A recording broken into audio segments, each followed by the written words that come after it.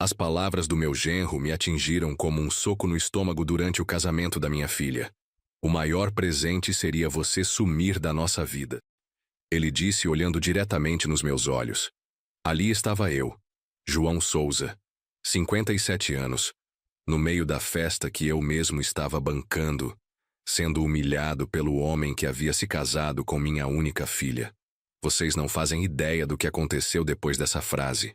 Porque o que ele não sabia é que eu havia descoberto algo sobre ele que mudaria tudo.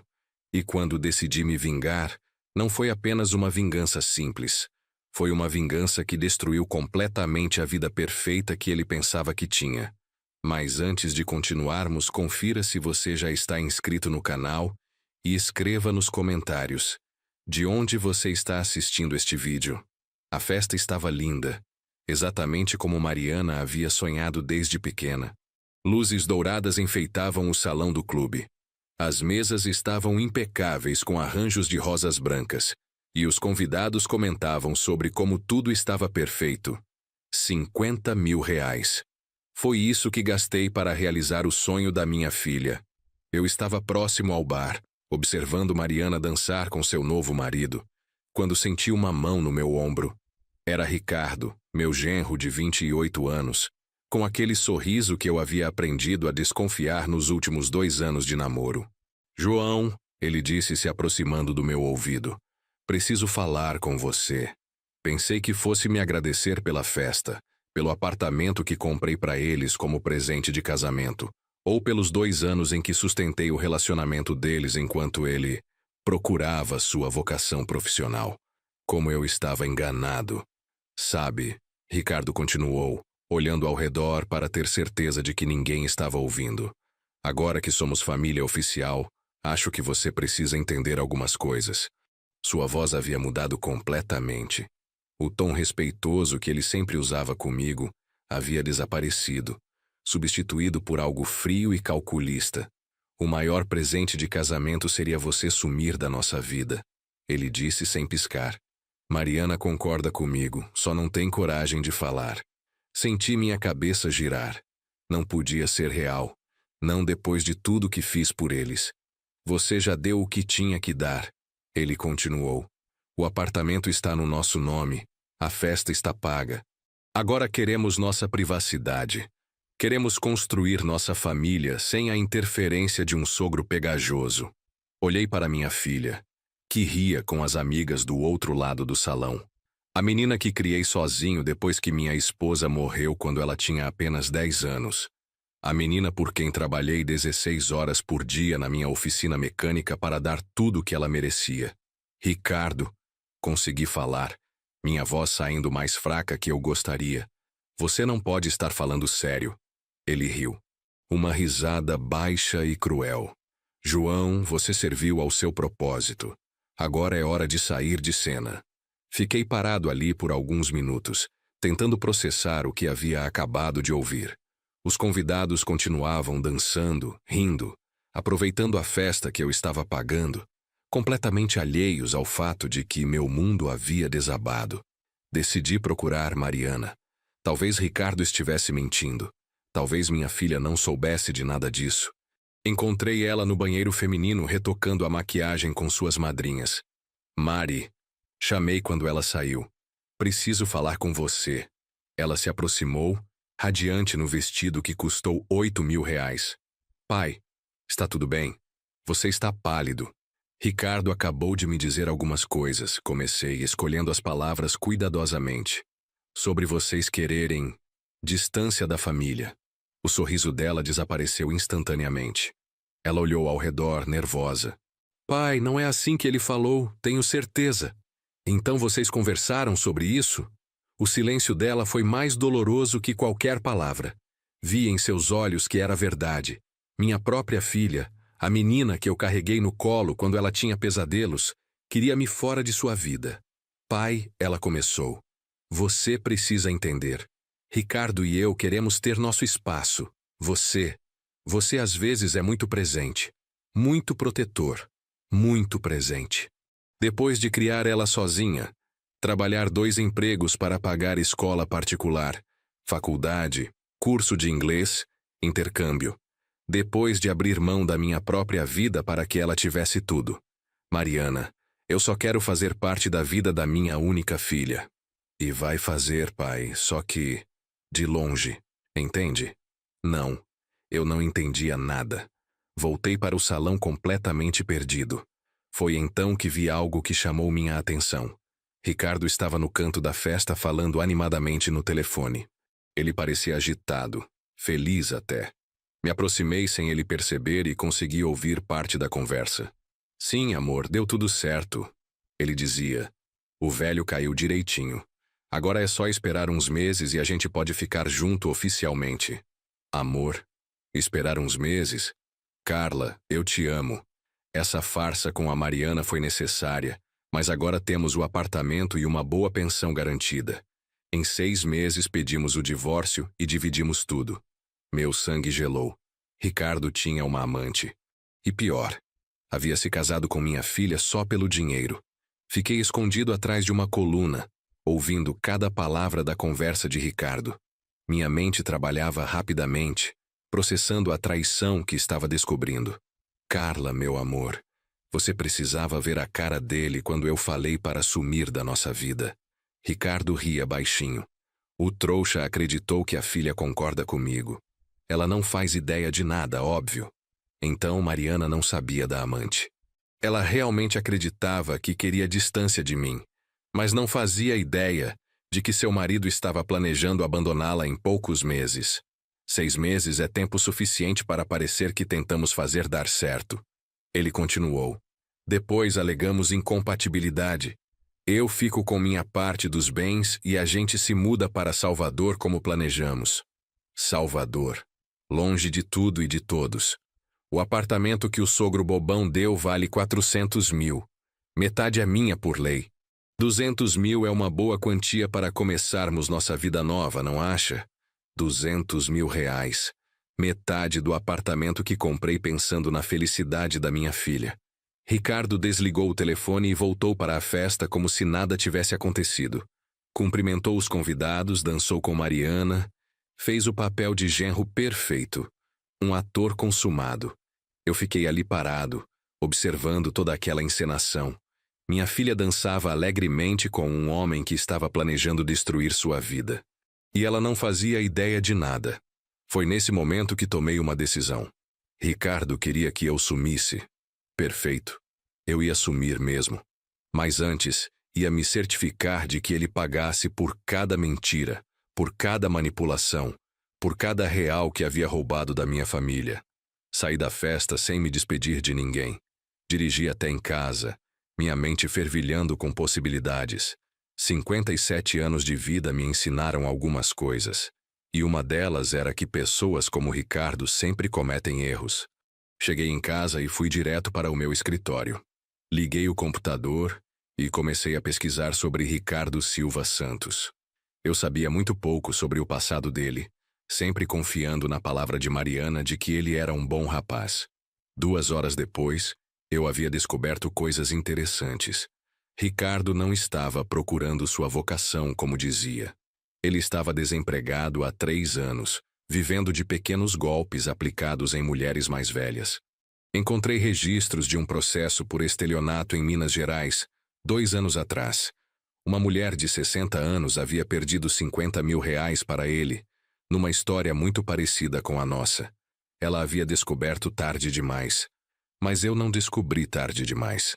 Na segunda-feira seguinte ao casamento, enquanto os noivos estavam em lua de mel em Cancún, viagem que também paguei, dediquei-me inteiramente a investigar Ricardo Silva Santos.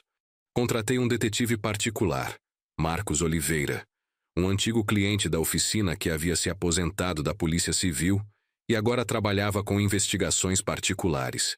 Expliquei a situação toda para ele. João, Marcos disse, sentado na sala da minha casa, já vi muitos casos como esse. Homens jovens que se aproveitam de famílias estruturadas. Sempre deixam rastros.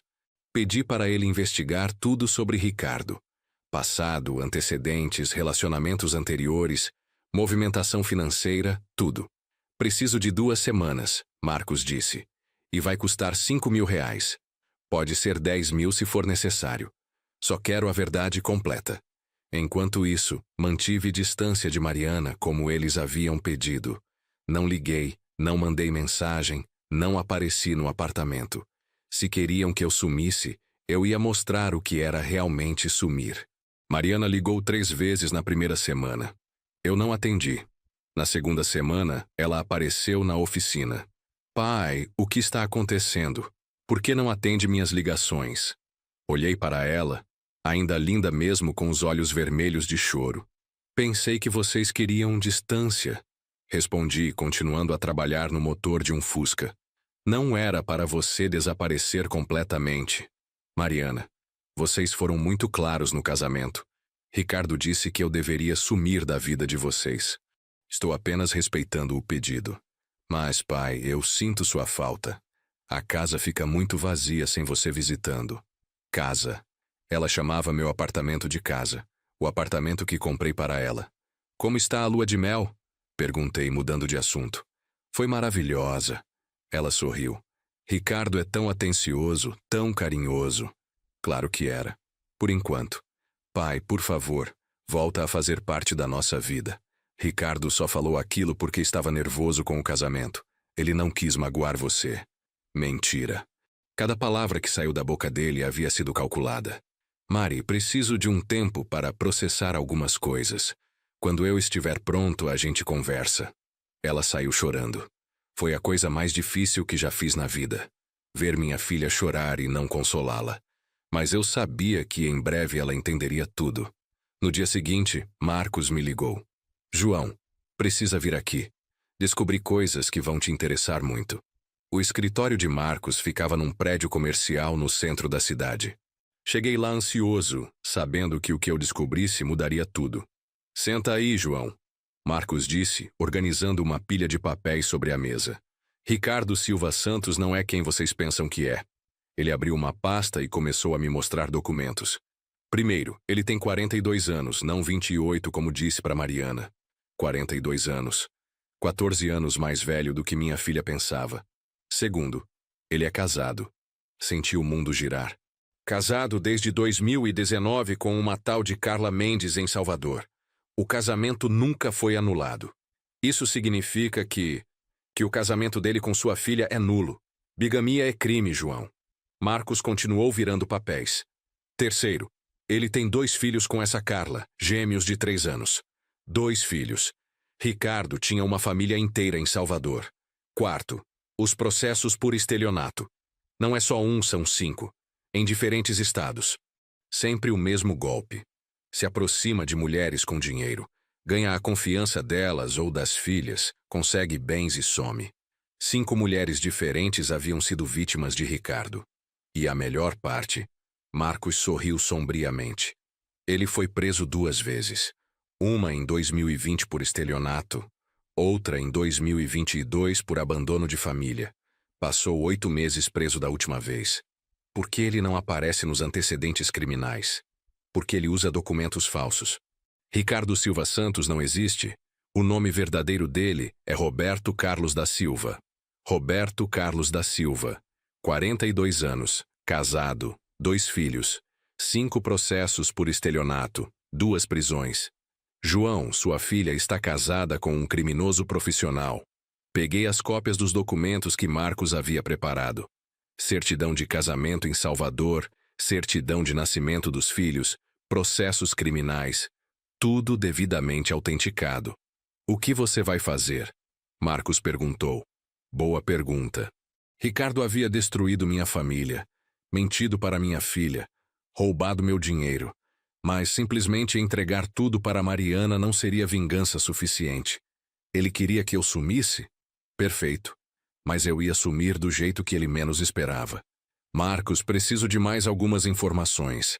Quero saber onde exatamente ficam Carla e os filhos em Salvador. Endereço, telefones, tudo. João, você não está pensando em fazer besteira, está? Não, Marcos. Estou pensando em fazer justiça. 2 semanas depois das descobertas de Marcos, Ricardo e Mariana voltaram da lua de mel. Eles estavam radiantes, bronzeados, postando fotos felizes nas redes sociais.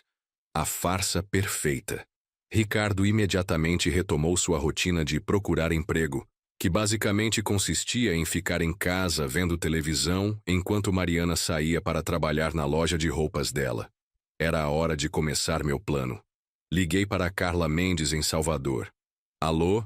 Carla, meu nome é João Souza. Sou sogro do seu marido. Silêncio total do outro lado da linha. Não sei do que você está falando, ela disse finalmente. Roberto Carlos da Silva, que aqui se chama Ricardo Silva Santos, está casado com minha filha há 3 semanas. Mais silêncio. Carla, eu sei sobre vocês dois.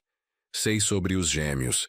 Sei sobre os planos de dividir o apartamento que comprei e se mudarem para Salvador. Ela começou a chorar. Eu não queria que as coisas fossem assim, soluçou. Mas estamos sem dinheiro. Os meninos precisam de remédio caro. Roberto disse que era só um trabalho. Um trabalho? Ele disse que ia se casar com uma menina rica, pegar o dinheiro dela e voltar para cá. Que não ia consumar o casamento. Que ia ser só uma farsa. Não ia consumar o casamento. Mais uma mentira de Ricardo. Eu tinha certeza de que ele e Mariana eram íntimos. Carla, você tem os documentos do casamento de vocês? Tenho. E as certidões dos meninos? Tenho tudo. Perfeita. Preciso que você faça exatamente o que vou te falar. Expliquei meu plano para Carla. Ela hesitou no início, mas quando expliquei que minha filha também era vítima de Ricardo, ela concordou em me ajudar. Ele prometeu mandar dinheiro todo mês para os meninos, ela me contou. Até agora não mandou nada. A gente está passando necessidade. Carla, se você me ajudar, eu garanto que seus filhos não vão passar necessidade nunca mais. Como? Ricardo vai pagar uma pensão poupuda quando acabar na cadeia por bigamia. Ela ficou em silêncio por alguns segundos. O que precisa que eu faça? Na sexta-feira seguinte, Carla chegou a São Paulo com os gêmeos. Paguei as passagens e hospedagem em um hotel próximo ao apartamento de Mariana e Ricardo. O plano era simples. Carla apareceria no apartamento quando soubesse que Mariana não estava, confrontaria Ricardo e gravaria tudo. João, Carla me ligou na oficina. A moça saiu para trabalhar, ele está sozinho, vou subir agora. Lembra o que combinamos? Grava tudo. Deixa ele falar. Não menciona que me conhece. Entendi. Fiquei na oficina, ansioso, esperando o telefonema de Carla. 40 minutos depois, meu telefone tocou. João, foi incrível, ela disse, claramente emocionada. Ele se desesperou completamente. Negou tudo no começo. Depois tentou me convencer de que vocês tinham terminado, que ele tinha se divorciado de mim sem eu saber. E você gravou tudo? Cada palavra. E tem mais. Ele me ofereceu R$ 20.000 para eu ir embora e nunca mais procurar ele. R$ 20.000. Provavelmente metade do que restou do dinheiro da lua de mel. Ele tentou me convencer de que em 6 meses ia se separar da menina e voltar para Salvador comigo e com os meninos. Exatamente o que eu tinha ouvido no telefone durante o casamento. Carla, agora vem a parte mais importante. Você vai mandar essa gravação para Mariana. Como assim? Você vai mandar pelo WhatsApp dela. Diz que descobriu que seu marido está casado com ela também, que tem 2 filhos, e que quer apenas o melhor para todos. E se ela não acreditar? Ela vai acreditar. E quando acreditar, o mundo do Ricardo vai desabar. 1 hora depois, Carla mandou a gravação para Mariana. Eu sabia porque estava monitorando o WhatsApp da minha filha. Não era espionagem, era proteção. Ela havia me dado a senha anos atrás para emergências e nunca mudou. Vi quando ela recebeu a mensagem. Vi quando ela ouviu o áudio de 16 minutos. Vi quando ela ligou para Ricardo 17 vezes seguidas sem ele atender. Finalmente ela me ligou. Pai. A voz dela estava completamente quebrada. Preciso falar com você. Urgente. O que aconteceu, Mari? Você estava certo. Sobre tudo. Mariana chegou na oficina completamente destruída. Cabelos desarrumados, olhos inchados de tanto chorar, roupas amassadas. Parecia uma pessoa diferente da noiva radiante de algumas semanas atrás.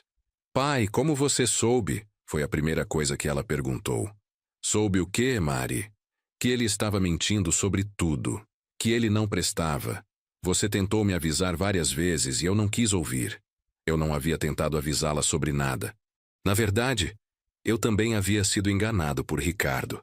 Mas decidi não corrigir Mariana naquele momento. Conta pra mim o que aconteceu. Ela puxou o celular e me mostrou a conversa com Carla. Uma mulher de Salvador me mandou um áudio, pai. O Ricardo está casado com ela desde 2019. Eles têm 2 filhos gêmeos. Fingi surpresa. Como assim, Mari? O casamento dele comigo não é válido. Ele é bígamo. E no áudio? No áudio ele fala que vai se separar de mim em 6 meses e voltar para Salvador com o dinheiro do apartamento.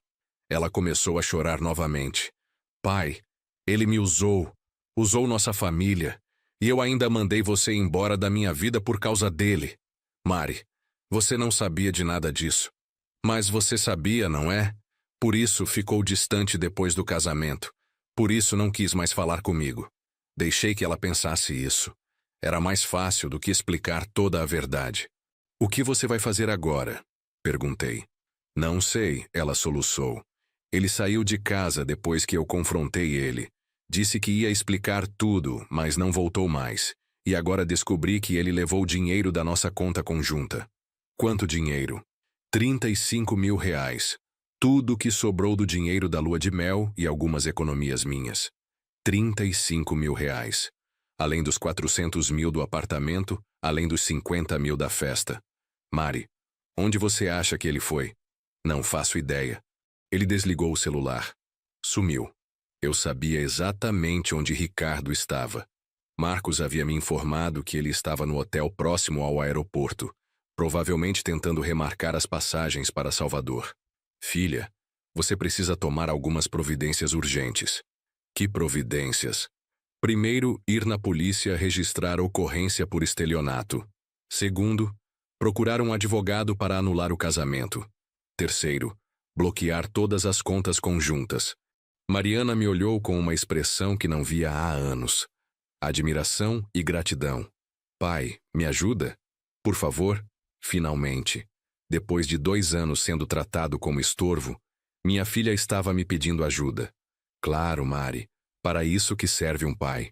Na segunda-feira, acompanhei Mariana na Delegacia de Defesa da Mulher. A delegada, doutora Patrícia Santos, ouviu atentamente toda a história. Senhora Mariana, isso é um caso clássico de estelionato com bigamia. A delegada explicou. Vamos abrir inquérito imediatamente. Mariana entregou todas as provas. O áudio que Carla havia enviado, as cópias dos documentos de Salvador que eu havia conseguido através de Marcos, extratos bancários mostrando a movimentação suspeita. E tem mais. Eu disse para a delegada. Esse homem tem antecedentes. Já aplicou o mesmo golpe em outras famílias. Mostrei os processos em outros estados que Marcos havia descoberto. Isso é muito grave, doutora Patrícia disse. Vamos emitir mandado de prisão preventiva hoje mesmo. Vocês sabem onde ele está? Não tenho certeza, menti. Mas ele deve estar tentando fugir para Salvador. Vamos acionar a Polícia Federal. Se ele tentar sair do estado, será preso. Saímos da delegacia com a sensação de que finalmente a justiça estava sendo feita. Mariana estava mais calma, mais determinada. Pai, obrigada por me apoiar mesmo depois de tudo que eu fiz. Ela disse no carro. Mari, você é minha filha. Sempre vou te apoiar. Eu fui muito injusta com você. Ricardo me convenceu de que você era possessivo, ciumento, que estava atrapalhando nosso relacionamento. Manipulação psicológica. Ricardo havia usado as técnicas clássicas dos golpistas. Isolar a vítima da família. O importante agora é resolver essa situação, eu disse. Fomos direto para o escritório do advogado que Marcos havia recomendado, Dr. Fernando Alves, especializado em crimes financeiros. Senhor João, senhorita Mariana, doutor. Fernando nos recebeu.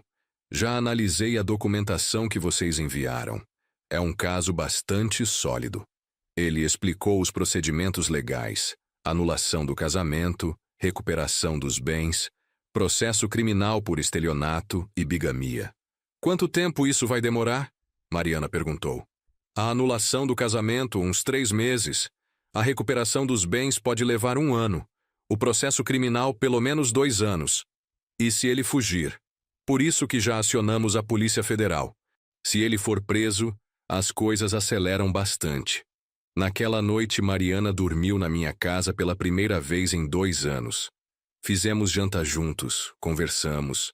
Ela me contou sobre os últimos meses de casamento. Pai, tem coisas que eu só percebi agora, olhando para trás. Ele nunca trabalhava, mas sempre tinha dinheiro para pequenas coisas. Dizia que era economia, mas agora sei que vinha do dinheiro que você me dava. Que dinheiro, Mari? As ajudas de custo mensais. Os R$ 2.000 que você depositava todo mês na minha conta para emergências. R$ 2.000 por mês. 24.000 por ano. Que eu nem sabia que estava enviando. Mari, eu nunca depositei dinheiro na sua conta mensalmente. Ela me olhou confusa. Como assim? Todo mês entrava R$ 2.000 de uma conta sua. Na terça-feira de manhã, Mariana e eu fomos ao banco para investigar os depósitos misteriosos. O gerente, Sr. Carlos, nos atendeu prontamente. Senhor, João, vou verificar as movimentações da conta da sua filha. Ele disse digitando no computador. Após alguns minutos, ele franziu a testa. Que estranho. Os depósitos não são da conta do senhor. São de uma conta empresarial. Empresarial? Silva em Santos Consultoria. CNPJ ativo há 2 anos. Mariana e eu nos olhamos. Silva em Santos, o sobrenome de Ricardo. Pode nos dar mais detalhes sobre essa empresa? Perguntei. Sr. Carlos verificou no sistema. É uma empresa de consultoria financeira. Sócios, Ricardo Silva Santos e Carla Mendes Santos. Carla também estava envolvida? Isso não fazia sentido com a conversa que tive com ela. Sr. Carlos, Mariana disse, pode verificar de onde vem o dinheiro que essa empresa depositava na minha conta? Mais algumas verificações. Os recursos vinham de diferentes fontes. Transferências de pessoas físicas, sempre valores entre R$ 1.000 e R$ 5.000. Pessoas físicas? Quais nomes? Maria José Silva, 63 anos. Helena Santos Oliveira, 58 anos. Rosa Maria Costa, 61 anos. Tem mais 10 nomes aqui. 10 nomes. 10 mulheres diferentes enviando dinheiro para Ricardo. Sr. Carlos, isso parece um esquema de pirâmide financeira, eu disse. Senhor tem razão. Vou comunicar ao Departamento de Prevenção à Lavagem de Dinheiro imediatamente. Saímos do banco completamente chocados. Ricardo não estava apenas aplicando golpes pontuais. Ele operava um esquema complexo, envolvendo várias vítimas simultâneas. Pai, isso significa que o dinheiro que eu pensava que vinha de você, na verdade vinha de outras pessoas que ele estava roubando? Exatamente. Ele estava usando você como conta de passagem. No carro, liguei para Marcos. Marcos, preciso que você investigue uma empresa. Silva em Santos Consultoria. E também essa lista de nomes que vou te passar. Ditei os nomes das pessoas que estavam enviando dinheiro para Ricardo. João, isso está ficando muito maior do que imaginávamos. Marcos disse. Eu sei, e por isso mesmo que ele não pode fugir. Chegando em casa, encontramos uma surpresa. Carla estava sentada na varanda, com os 2 filhos dormindo no carrinho. João, preciso falar com vocês. Ela disse, visivelmente nervosa. Carla, o que está acontecendo? Roberto fugiu. Mas antes de fugir, ele me contou sobre o esquema todo. E agora a polícia está atrás de mim também. Mariana se aproximou. Você é a Carla de Salvador? Sou. Carla respondeu, olhando diretamente para Mariana. E você deve ser a menina que Roberto enganou. Mariana recuou um passo. Você sabia de tudo desde o começo? Carla balançou a cabeça, as lágrimas começando a escorrer. No início, não. Roberto me disse que ia trabalhar em São Paulo, que conseguiu um emprego numa empresa grande. Só descobri a verdade quando ele me ligou pedindo para abrir a empresa. Que empresa? Perguntei. Silva em Santos Consultoria. Ele disse que era para fazer alguns investimentos que ia multiplicar o dinheiro e voltar rico para Salvador. Mariana se sentou na cadeira da varanda, visivelmente abalada. Então você ajudou ele a roubar aquelas mulheres? Eu não sabia que era roubo, Carla exclamou. Ele me disse que eram investidoras, que estavam aplicando dinheiro numa empresa de consultoria financeira legítima. E os R$ 2.000 que chegavam na minha conta todo mês. Roberto mandou eu transferir esse valor mensalmente. Disse que era uma espécie de salário para você, que estava ajudando na empresa remotamente. A mentira era ainda mais elaborada do que eu imaginava. Ricardo havia criado uma narrativa convincente para todos os envolvidos. Carla? Eu disse. Onde está Ricardo agora? Não sei. Ele sumiu ontem à noite depois que a polícia foi no hotel. Deixou só um bilhete dizendo que eu tinha que me virar sozinha. Ela puxou um papel amassado do bolso. Carla, os planos mudaram. Queima todos os documentos da empresa e some com os meninos. Nunca mais me procure. Foi só isso que ele deixou. Um dos gêmeos acordou e começou a chorar. Carla o pegou no colo, tentando acalmá-lo. João, eu não tenho para onde ir. Não tenho dinheiro para voltar para Salvador. E agora descobri que sou considerada cúmplice de um crime que nem sabia que estava cometendo. Olhei para aquela mulher com 2 filhos pequenos, também vítima das mentiras de Ricardo. Carla, você vai ficar aqui essa noite. Amanhã a gente resolve sua situação. Na manhã seguinte, meu telefone tocou cedo. Era Marcos. João, tenho novidades sobre Ricardo. Fala, Marcos. Ele não conseguiu sair do país. Foi preso na rodoviária tentando pegar um ônibus para Brasília. Parece que ia tentar sair pela fronteira com o Paraguai. Finalmente, Ricardo estava preso. E tem mais. Marcos continuou. A Polícia Federal descobriu que o esquema dele era nacional. Tem vítimas em pelo menos 8 estados. 8 estados. Quantas famílias Ricardo havia destruído? As investigações mostram que ele movimentou mais de R$ 2 milhões nos últimos 3 anos. 2 milhões. Era muito mais dinheiro do que imaginávamos. Contei as novidades para Mariana e Carla. Mariana ficou aliviada, mas Carla entrou em pânico. Vão me prender também? Ela perguntou, segurando os filhos com força. Não se você colaborar com a investigação. Eu disse. Você foi vítima tanto quanto nós. Naquela tarde fomos todos à Delegacia Federal. O delegado responsável, Dr. Augusto Lima, nos recebeu numa sala repleta de documentos e computadores. Senhores, este caso está sendo tratado como quadrilha especializada em estelionato, ele explicou. Roberto Carlos da Silva, vulgo Ricardo Silva Santos, é o líder de uma organização que atuava em todo o território nacional. Ele mostrou um quadro na parede com fotos de várias pessoas. Temos identificadas 43 vítimas confirmadas, mas acreditamos que o número real seja muito maior. Carla olhou para o quadro e apontou para uma das fotos. Essa mulher aí, Helena Santos, ela me ligava direto perguntando sobre os investimentos. Senhora, Carla, a senhora será fundamental para desmantelarmos todo o esquema. Precisa nos contar tudo o que sabe sobre as operações da empresa. Eu conto tudo, ela disse. Só quero que meus filhos fiquem longe dessa confusão. Dr. Lima se dirigiu a Mariana. Senhorita Mariana, como a senhora foi casada com o líder da quadrilha, mesmo sem saber, terá que depor várias vezes. Mas pelo que vemos aqui, a senhora também foi vítima. Obrigada, Mariana disse. Só quero minha vida de volta.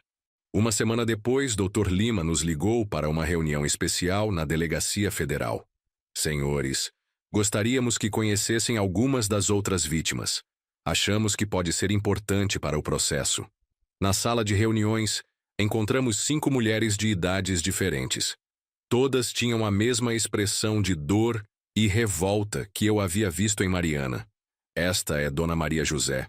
Dr. Lima apresentou uma senhora de 63 anos. Ela perdeu R$ 150 mil para Ricardo. Dona Maria José se aproximou de Mariana. Filha, ele disse para mim que estava casando com uma moça muito especial. Disse que o dinheiro era para montar um negócio para vocês dois. Mariana ficou pálida. Ele falou de mim? Falou muito.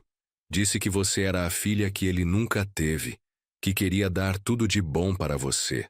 Mais manipulação. Ricardo usava a imagem de Mariana para convencer suas vítimas. Uma mulher mais nova, de cerca de 40 anos, se apresentou. Sou Helena Santos. Perdi 80 mil reais. Roberto me disse que estava juntando dinheiro para fazer uma cirurgia na esposa, que ela estava muito doente. Que cirurgia? Mariana perguntou confusa. Uma cirurgia do coração. Ele chorava quando falava sobre isso. Mariana começou a tremer. Pai, ele usou a morte da mamãe. Mamãe morreu de problema no coração. Ricardo havia vasculhado a vida de Mariana e usado a tragédia familiar para aplicar seus golpes. Senhora. Helena, eu perguntei. Quando foi que ele pediu esse dinheiro? Há 6 meses, logo depois que vocês começaram a namorar. 6 meses após o início do namoro, Ricardo já estava usando a história de Mariana para roubar outras pessoas. Uma terceira mulher, Rosa Maria Costa, se aproximou chorando. Eu dei 50 mil reais para ele, toda a minha aposentadoria. Ele disse que em 1 ano ia devolver 150 mil. Como ele te convenceu? Perguntei. Disse que estava investindo numa empresa de tecnologia com a namorada, que ela era muito inteligente, formada em administração, e que juntos iam revolucionar o mercado financeiro. Mariana se levantou bruscamente. Preciso de ar, ela disse, saindo da sala. Fui atrás dela, encontrei minha filha chorando no corredor. Pai, ele usou minha imagem para roubar essas pessoas. Elas perderam suas economias por minha causa. Mari, não foi por sua causa. Você também foi enganada. Mas elas acreditaram porque ele falava de mim, porque confiaram em nós como casal. Era verdade. Ricardo havia usado o relacionamento com Mariana como garantia moral para suas vítimas. 2 semanas após a prisão de Ricardo, Dr. Lima nos contatou com uma proposta inusitada. Ricardo está pedindo para falar com a família da Mariana. Diz que quer explicar tudo e devolver o dinheiro. É armadilha, eu disse imediatamente. Provavelmente, mas pode ser útil para a investigação. Se vocês toparem, a conversa será gravada e pode ajudar a incriminar outros envolvidos. Mariana ficou pensativa. Eu quero falar com ele, pai. Preciso ouvir da boca dele o porquê de tudo isso. Mari, pode ser muito doloroso. Já está sendo doloroso. Pelo menos assim eu fecho esse ciclo. Concordamos em ir. A penitenciária federal ficava a 1 hora de viagem da cidade. No caminho, Mariana ficou em silêncio, olhando pela janela. Pai, você acha que ele teve algum sentimento verdadeiro por mim?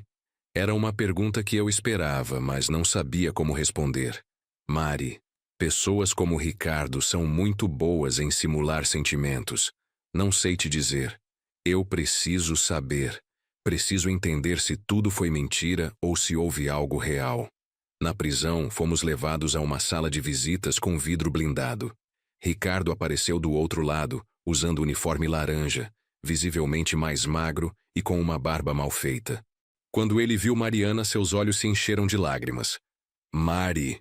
Ele começou a falar no interfone. Não me chama assim, ela cortou. Você perdeu o direito. Ricardo baixou a cabeça. Eu sei que você me odeia, mas precisa saber que nem tudo foi mentira.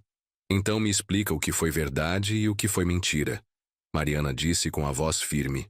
Quando te conheci, realmente me apaixonei. Você era tão diferente das outras. Que outras? As outras mulheres que eu enganei antes. Pelo menos ele estava sendo honesto sobre isso. Então por que continuou? Por que não parou com os golpes? Ricardo olhou diretamente para ela. Porque eu sou um viciado, Mariana. Viciado em dinheiro fácil, em enganar pessoas. Eu queria parar, mas não conseguia. Ricardo, eu disse tomando o interfone de Mariana. Quantas pessoas você enganou? Ele suspirou profundamente. Não sei o número exato. Muitas. Em 3 anos foram dezenas. E o dinheiro? Onde está? Gastei tudo. Carros, viagens, apostas online. Eu tinha um vício em jogo também. Apostas online. Mais uma informação que não sabíamos. E Carla? Ela sabia de tudo? Carla não sabia dos detalhes. Eu dizia para ela que era investimento, que íamos ficar ricos. Ela só assinava os papéis que eu pedia. Mariana pegou o interfone de volta. E eu? O que eu era para você? Só mais uma vítima? Ricardo a olhou com uma expressão que parecia genuinamente arrependida. Você era diferente, Mariana. Com você eu pensei em mudar. Pensei em largar tudo e começar uma vida nova. Mas não largou. Não. Porque seu pai tinha muito dinheiro e eu não resisti. Quando vi o apartamento, a festa, tudo o que ele fazia por você, eu pensei: essa é minha chance de fazer o último golpe e parar para sempre. Então eu era o último golpe? Era para ser. Eu ia pegar o dinheiro do apartamento, dividir com Carla e depois voltar para você. Ia contar a verdade e pedir para recomeçarmos. Com o dinheiro roubado do meu pai? Eu sei que foi errado. Sei que destruí tudo. Mariana se levantou. Você destruiu mais que isso, Ricardo. Você destruiu minha capacidade de confiar nas pessoas. Destruiu minha relação com meu pai. Destruiu a vida de dezenas de famílias. Mariana, por favor. Não, não tem por favor. Você teve dezenas de oportunidades de parar, de ser honesto. Escolheu continuar mentindo. Ela se dirigiu para a porta. Depois voltou. Ah, e só para você saber, eu nunca quis distância do meu pai. Isso também foi manipulação sua. Ricardo baixou a cabeça e não disse mais nada. No caminho de volta, Mariana chorou durante toda a viagem. Pelo menos agora eu sei, ela disse quando chegamos em casa. Tudo foi calculado, até os sentimentos. Nos meses seguintes, a vida começou lentamente a voltar ao normal. Mariana voltou a morar comigo temporariamente, enquanto resolvia a questão do apartamento. Carla e os filhos ficaram em São Paulo. Consegui um emprego para ela numa loja de roupas de uma conhecida, e ela estava colaborando integralmente com a investigação. João, ela me disse uma tarde, enquanto os gêmeos brincavam no quintal. Como posso te agradecer por tudo isso? Carla, você não precisa me agradecer. Nós somos vítimas da mesma pessoa. Mas você podia ter me deixado sozinha com os meninos. Podia ter me tratado como cúmplice. Você tem 2 filhos pequenos. Qualquer pai entenderia. Mariana se aproximou de nós. Carla, como você faz para não odiar o Roberto? Eu odeio o que ele fez. Carla respondeu. Mas ele é o pai dos meus filhos. Um dia vou ter que explicar para eles quem foi o pai deles. Não posso carregar só ódio. Eu ainda não consegui perdoar. Mariana admitiu. Nem precisa. Eu disse. Perdão é algo que acontece no seu tempo, se acontecer. A empresa Silva em Santos foi fechada pela Receita Federal. Os bens de Ricardo foram bloqueados, mas havia pouco dinheiro para ressarcir as vítimas. A maior parte havia mesmo sido gasta em jogos online. Dr. Lima nos informou que Ricardo seria condenado a pelo menos 12 anos de prisão pelos crimes de estelionato, bigamia e formação de quadrilha. As vítimas vão receber alguma coisa? Perguntei. Muito pouco. Talvez 10% do valor perdido. Dona Maria José, que havia perdido R$150 mil, receberia apenas 15 mil. Era muito pouco, mas pelo menos era alguma coisa. Dr. Lima, Mariana perguntou, ele vai cumprir a pena toda?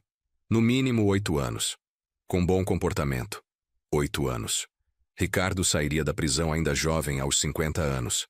Seria tempo suficiente para refletir sobre os crimes cometidos? E se ele sair e voltar a aplicar golpes?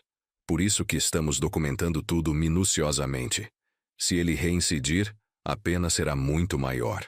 Naquela noite, Mariana e eu conversamos na varanda de casa. Pai, você acha que eu vou conseguir confiar em alguém de novo? Vai, Mari. Pessoas como Ricardo são exceção, não regra. Mas como eu vou saber se a próxima pessoa é verdadeira? Não tem como saber com certeza. Mas é aí que entra a família, os amigos. A gente ajuda a perceber as coisas. Como você percebeu que ele não prestava?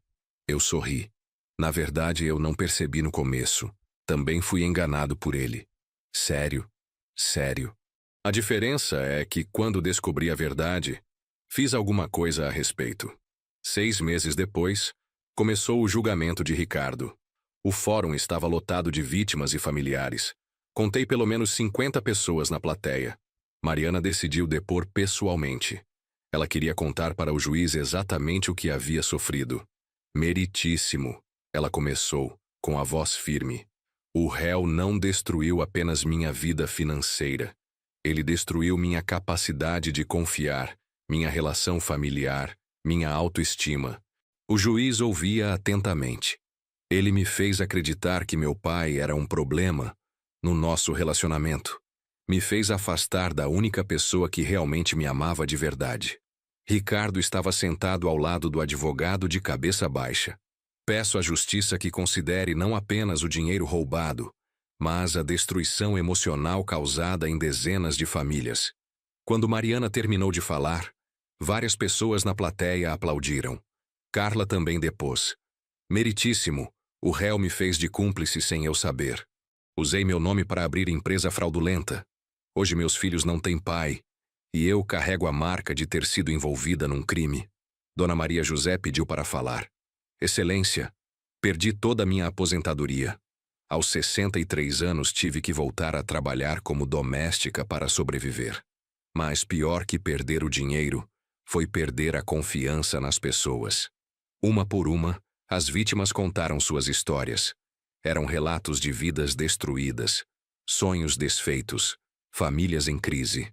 O advogado de Ricardo tentou argumentar que ele era viciado em jogos e precisava de tratamento, não prisão. Meritíssimo, o promotor rebateu. Vício não justifica destruir dezenas de vidas. O réu planejou meticulosamente cada golpe.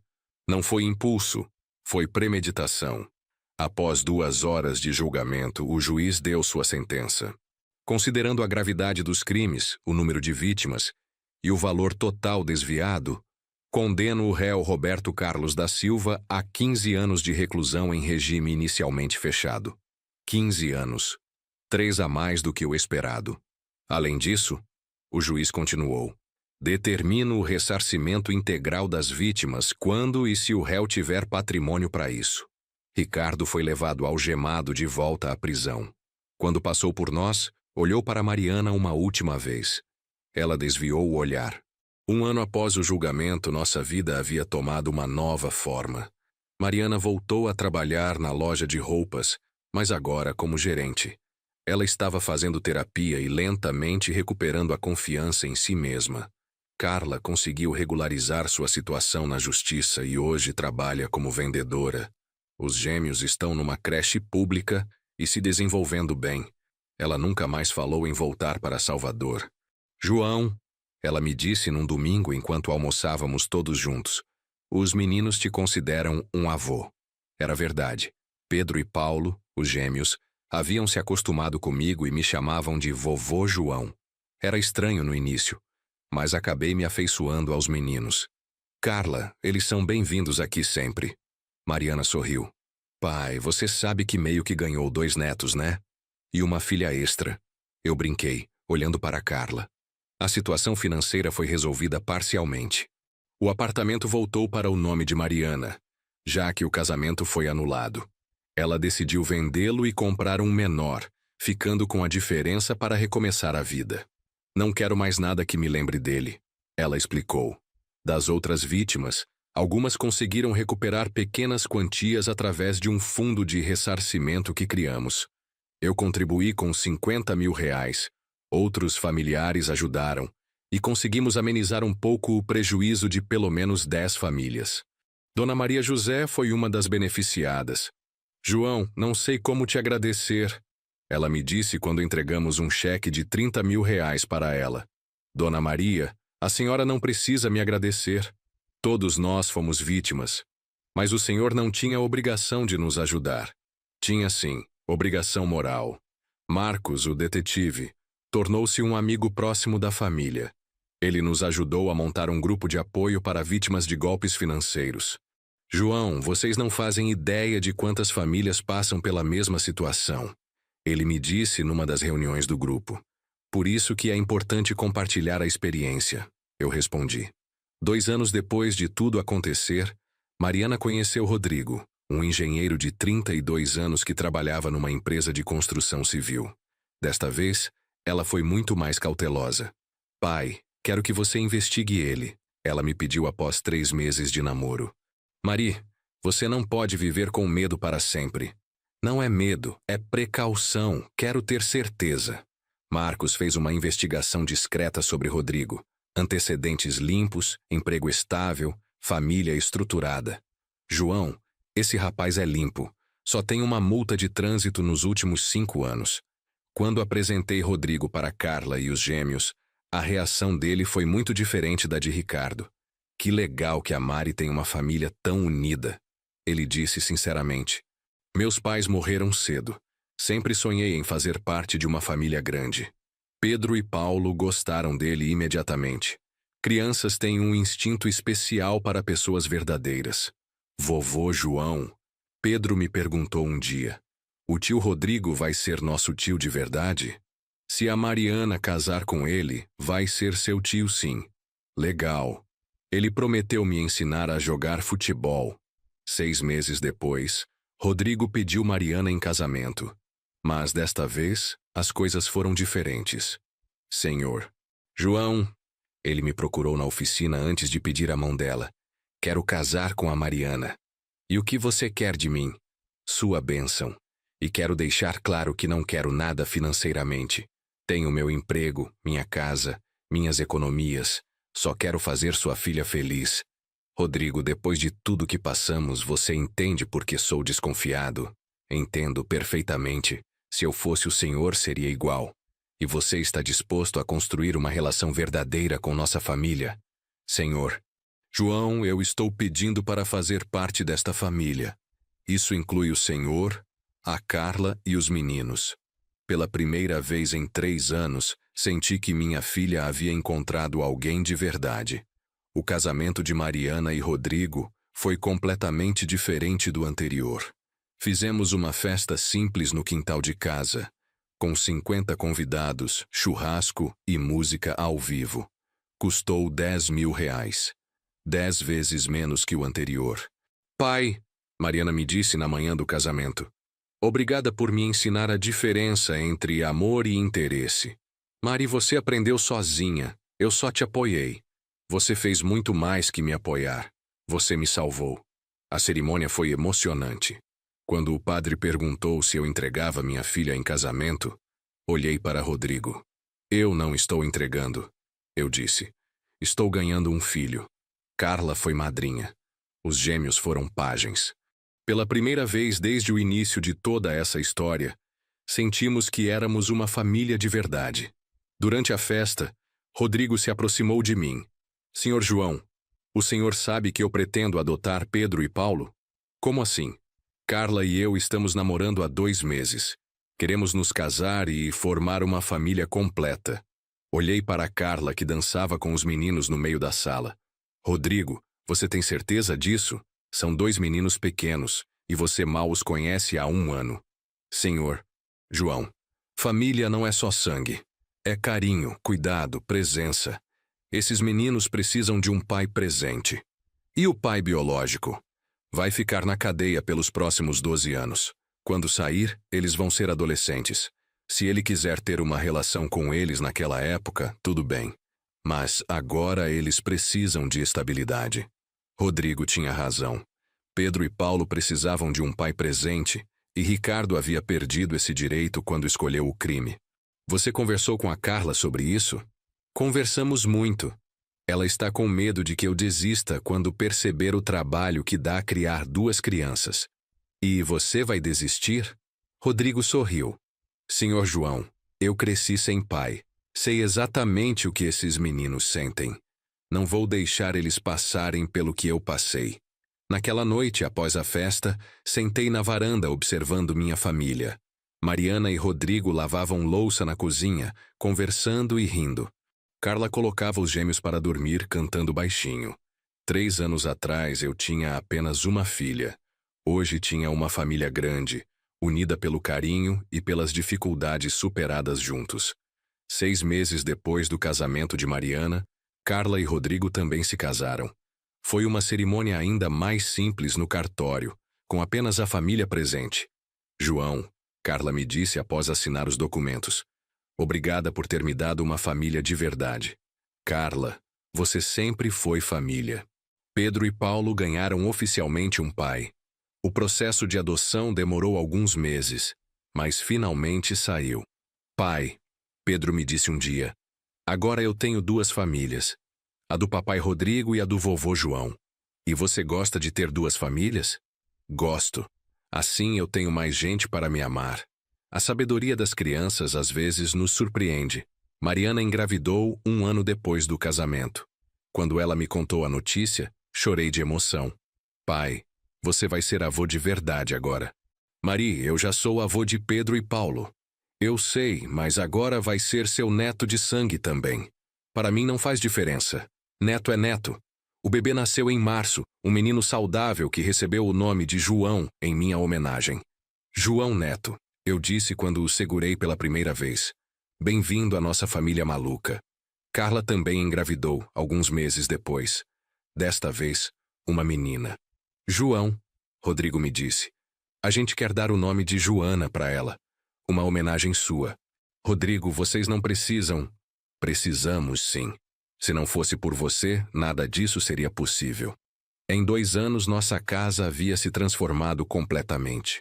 Tinha berço no meu quarto para quando João Neto dormia lá, brinquedos espalhados pela sala, riscos de giz de cera na parede, barulho de criança correndo o dia todo. Era o caos completo, e eu nunca fui tão feliz. 3 anos após a prisão de Ricardo, recebemos uma ligação inesperada de Dr. Lima. Senhor João, preciso falar com vocês. Ricardo está pedindo para ver a família. Que tipo de visita? Perguntei. Ele diz que descobriu algo importante sobre o dinheiro roubado, que pode ajudar as vítimas a recuperarem mais valores. Mariana estava relutante. Pai, eu não quero ver ele de novo. Mari, se puder ajudar as outras pessoas a recuperarem o dinheiro, talvez valha a pena. Você acha que ele mudou? Não sei. Mas 3 anos na cadeia podem fazer uma pessoa repensar muitas coisas. Decidimos ir, mas desta vez levamos Rodrigo junto. Na prisão, Ricardo estava visivelmente diferente. Mais magro, cabelos grisalhos, olhar menos arrogante. Mariana, ele disse quando nos viu. Obrigado por terem vindo. Ricardo, Dr. Lima disse que você tem informações sobre o dinheiro. Tenho. Mas antes quero pedir desculpas. Desculpas de verdade. Mariana cruzou os braços. Estou ouvindo. Nesses 3 anos fiz terapia na prisão. Entendi muitas coisas sobre mim mesmo. Sobre o que fiz com vocês e com tantas outras famílias. Ele olhou para Rodrigo. Você deve ser o marido de verdade dela. Sou Rodrigo. Cuida bem dela. Ela merece ser amada de verdade. Rodrigo apenas acenou com a cabeça. Ricardo, eu disse, fala logo sobre o dinheiro. Tenho informações sobre contas bancárias em outros países. Paraguai, Argentina. Consegui esconder quase R$500 mil lá antes de ser preso. Mariana se inclinou para a frente. 500 mil? Sim. É suficiente para devolver pelo menos metade do prejuízo das principais vítimas. Por que você está contando isso agora? Ricardo suspirou. Porque não aguento mais carregar esse peso. Toda noite sonho com as pessoas que enganei. Dona Maria José, Dona Helena, todas elas. E o que você quer em troca dessas informações? Perguntei desconfiado. Nada. Só quero fazer a coisa certa pela primeira vez na vida. Passamos as informações para Dr. Lima. 2 semanas depois, ele nos confirmou que o dinheiro existia mesmo. Conseguimos recuperar R$470 mil. Dr. Lima nos informou. Vai dar para ressarcir significativamente pelo menos 15 famílias. Dona Maria José recebeu R$80 mil de volta. Chorou quando entregamos o cheque. João, agora posso parar de trabalhar como doméstica e ter uma aposentadoria digna. Foram momentos de muita emoção ver aquelas famílias recuperando pelo menos parte do que perderam. Mas 2 anos se passaram. Nossa família cresceu ainda mais. Mariana teve mais uma filha, Maria. Carla e Rodrigo tiveram um segundo filho, Carlos. Ao todo, eu tinha 5 netos. Pedro e Paulo, agora com 8 anos. João Neto, 3 anos. Joana, 2 anos. E Maria, 6 meses. A casa vivia cheia de crianças.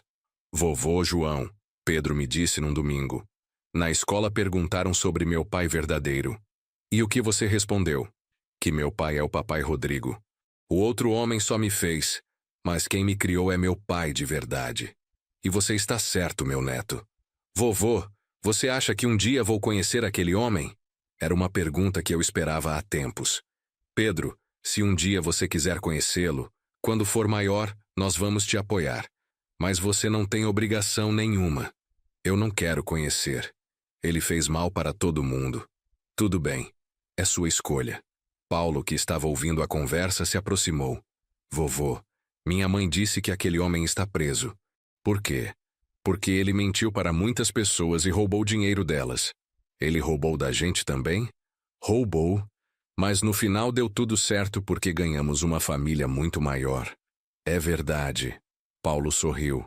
Agora somos uma família gigante. Mariana se aproximou de nós. Pai, o que vocês estão conversando?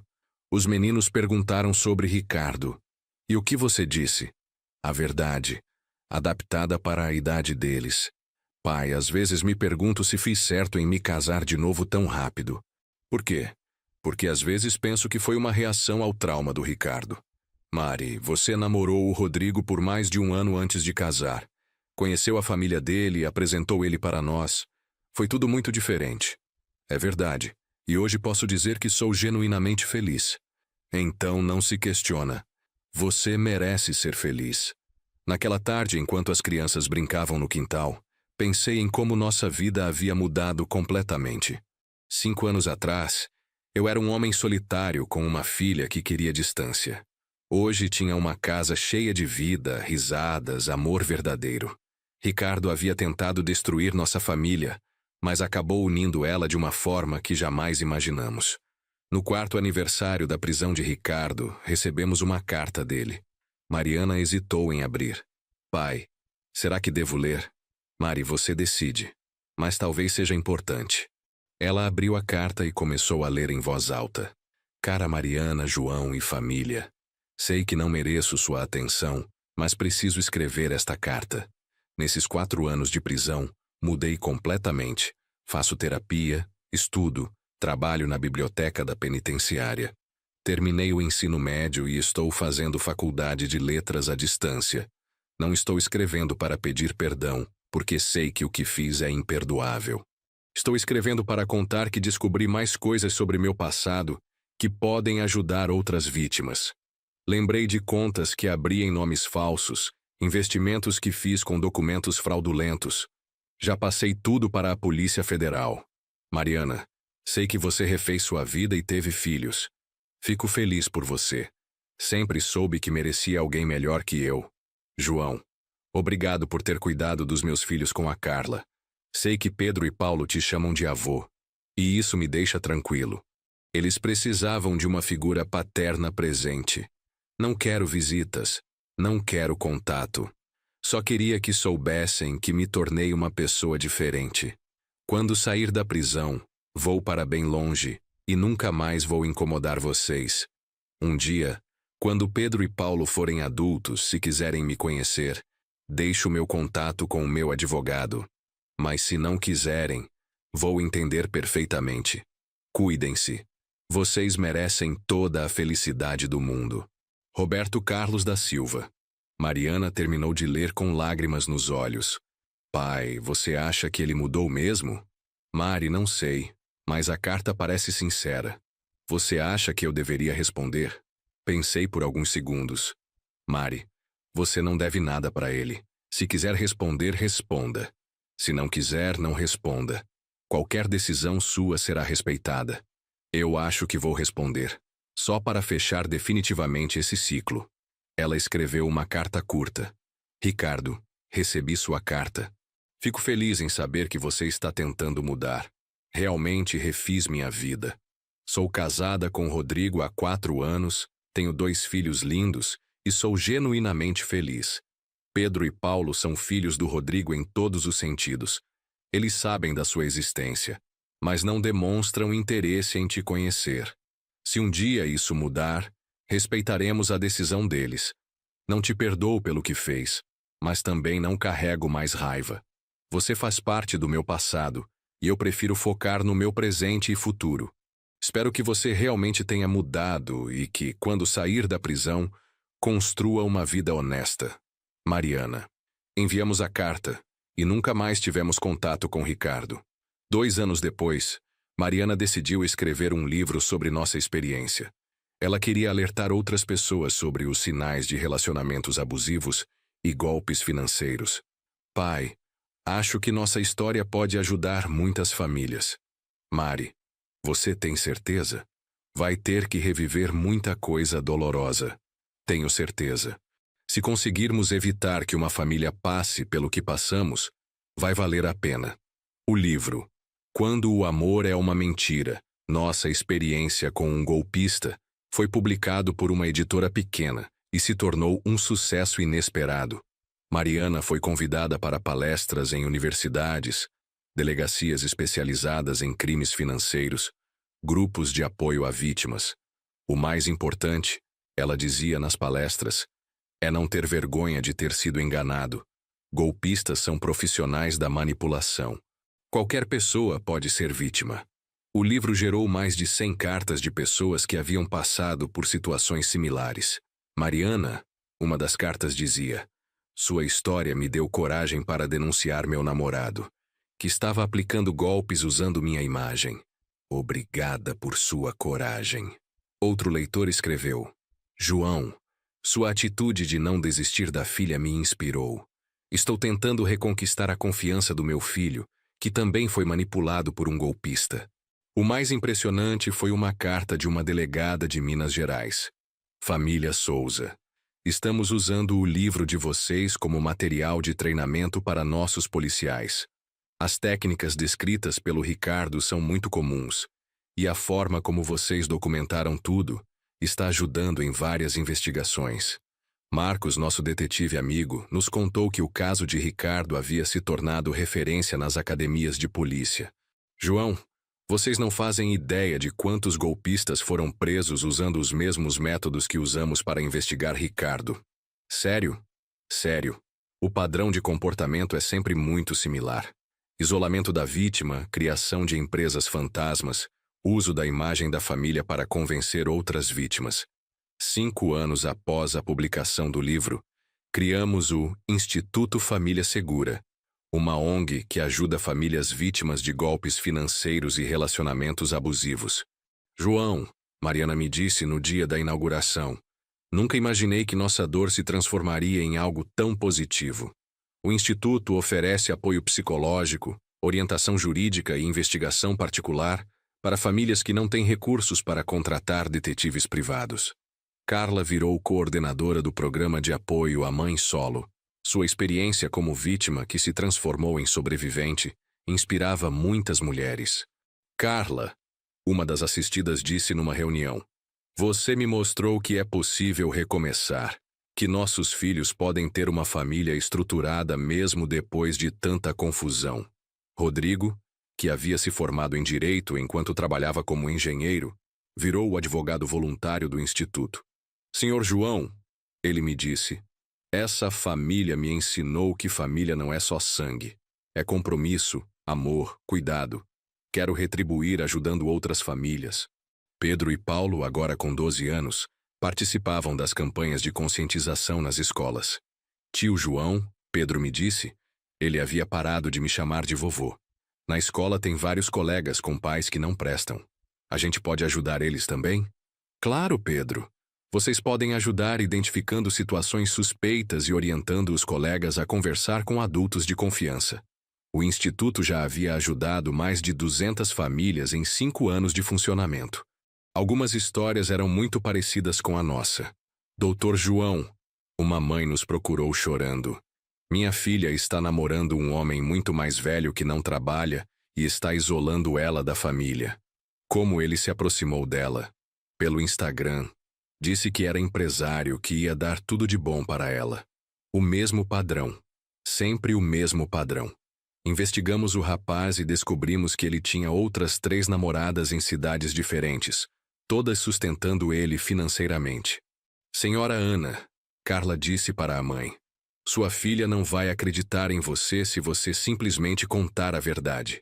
Temos que mostrar as provas. Organizamos um encontro casual entre a filha dela e uma das outras namoradas do rapaz. Quando ela viu que não era a única, o encanto se desfez imediatamente. Mãe, a menina disse chorando, você estava certa? Ele estava me usando. Mais uma família salva. Mais um golpista desmascarado. No 6º aniversário da criação do Instituto, organizamos o primeiro Encontro Nacional de Famílias Vítimas de Golpes Financeiros.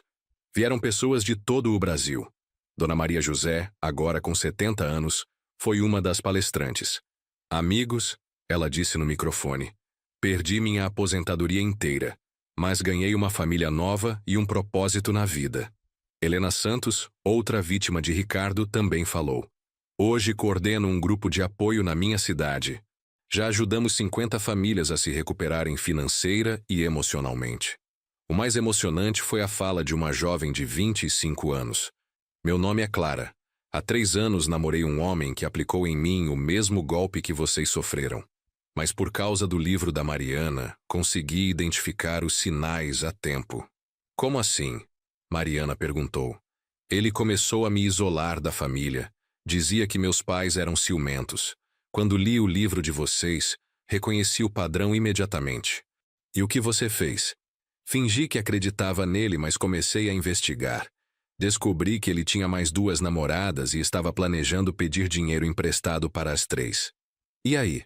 Organizei um encontro entre nós 3. Quando ele chegou no restaurante e viu que estávamos juntas, ficou branco.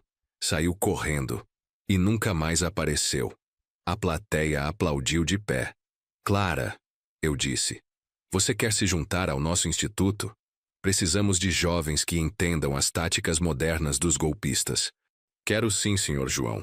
Quero evitar que outras meninas passem pelo que quase passei. Naquele encontro, fundamos a Rede Nacional de Proteção Familiar, uma organização que hoje atua em 16 estados brasileiros.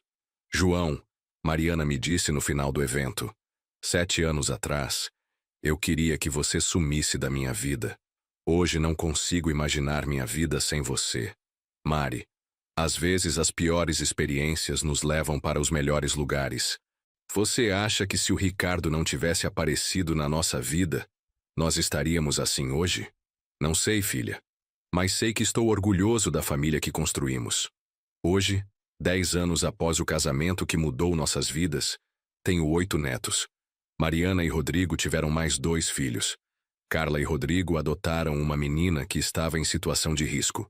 Pedro e Paulo, agora com 15 anos, são adolescentes responsáveis e maduros. Eles sabem toda a história da família e se orgulham do que construímos.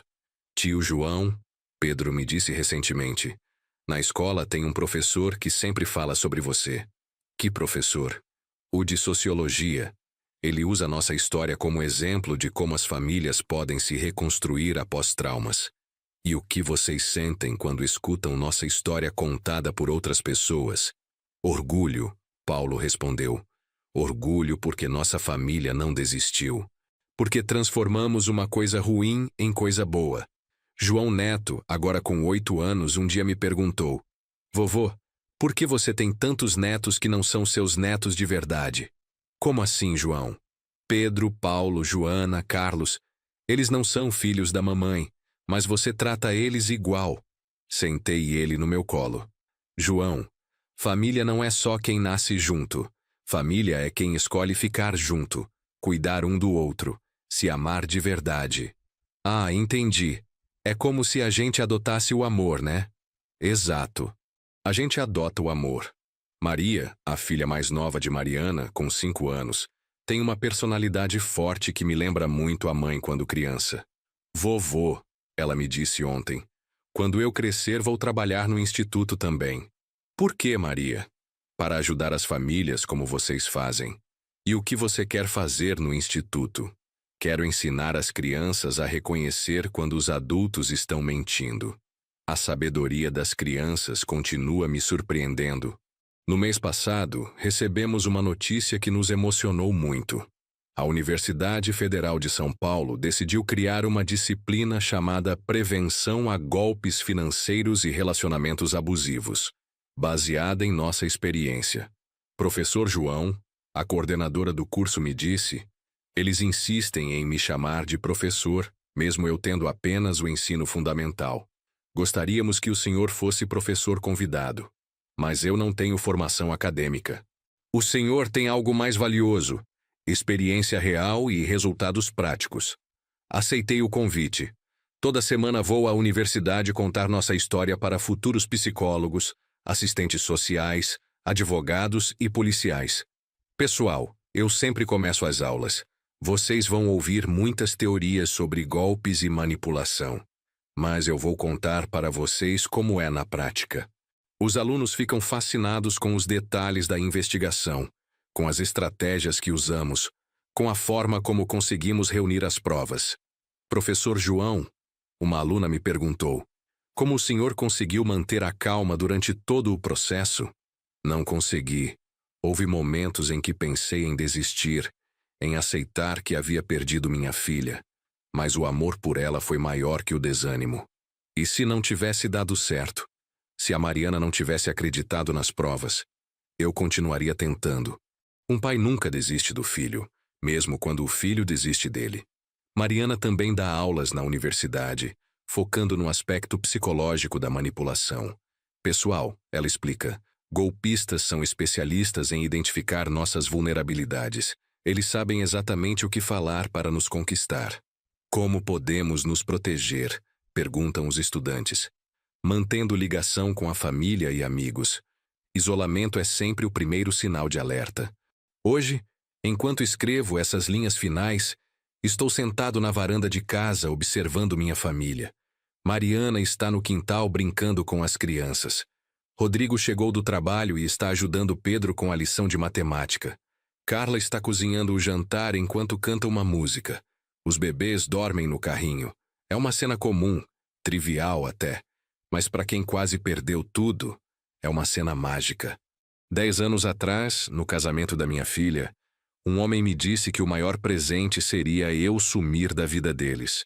Hoje posso dizer que ele estava parcialmente certo. O João que existia antes daquela noite realmente sumiu. Sumiu o pai solitário, o avô distante, o homem que trabalhava apenas para si mesmo. No lugar dele nasceu um homem novo, pai de coração de várias crianças, avô de 8 netos, coordenador de uma ONG que já ajudou centenas de famílias, professor universitário, autor de um livro que inspirou milhares de pessoas. Ricardo queria que eu sumisse, e eu sumi. Mas para dar lugar a uma versão melhor de mim mesmo. Pai, Mariana se aproxima de mim na varanda. Em que você está pensando? Em como nossa vida mudou, Mari. Para melhor? Definitivamente para melhor. Você tem arrependimento de alguma coisa? Penso por alguns segundos. Me arrependo de não ter percebido os sinais mais cedo, de ter deixado você se afastar de mim por causa da manipulação dele. Pai, se você tivesse percebido mais cedo, talvez não tivéssemos descoberto toda a extensão do golpe. Talvez ele tivesse conseguido enganar mais famílias. Ela tem razão. Nossa dor se transformou na salvação de muitas outras famílias. E você, Mari, se arrependeu de alguma coisa? Me arrependo de não ter confiado no seu instinto. Você sempre foi meu melhor amigo, e eu escolhi acreditar num estranho. Mas você aprendeu, e hoje está ajudando outras filhas a não cometerem o mesmo erro. Rodrigo se aproxima de nós. Do que vocês estão falando? Da nossa jornada, eu respondo. João, Rodrigo senta ao meu lado. Posso falar uma coisa? Claro. Obrigado por ter me dado a chance de fazer parte desta família. Sei que depois do Ricardo devia ser difícil confiar em outro genro. Rodrigo, você provou desde o primeiro dia que era diferente. Não pela ausência de defeitos, mas pela presença de caráter. Como assim? Ricardo era perfeito demais. Você era real. Tinha defeitos, medos, inseguranças. Pessoas verdadeiras são imperfeitas. Nestes 10 anos ajudando famílias, aprendemos a identificar padrões muito claros nos golpistas como Ricardo.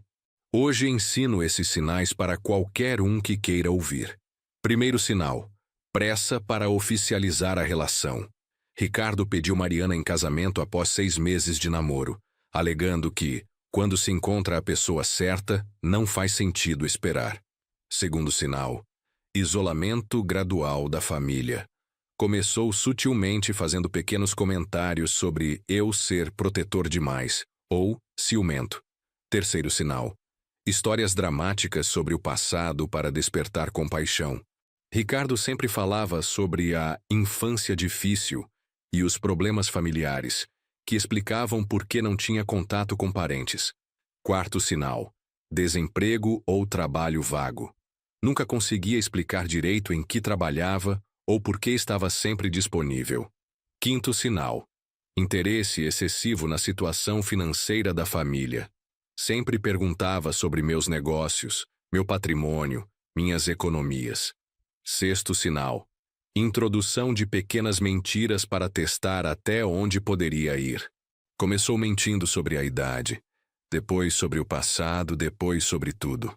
Professor João, um aluno me perguntou na universidade, mas esses sinais podem aparecer em relacionamentos normais também. Podem, eu respondi. Por isso que o importante não é um sinal isolado, mas o conjunto deles. E principalmente a reação da pessoa quando questionada. Como assim?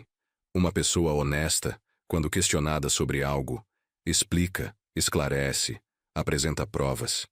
Um golpista se irrita, inverte a situação, faz você se sentir culpado por desconfiar. Mariana complementa.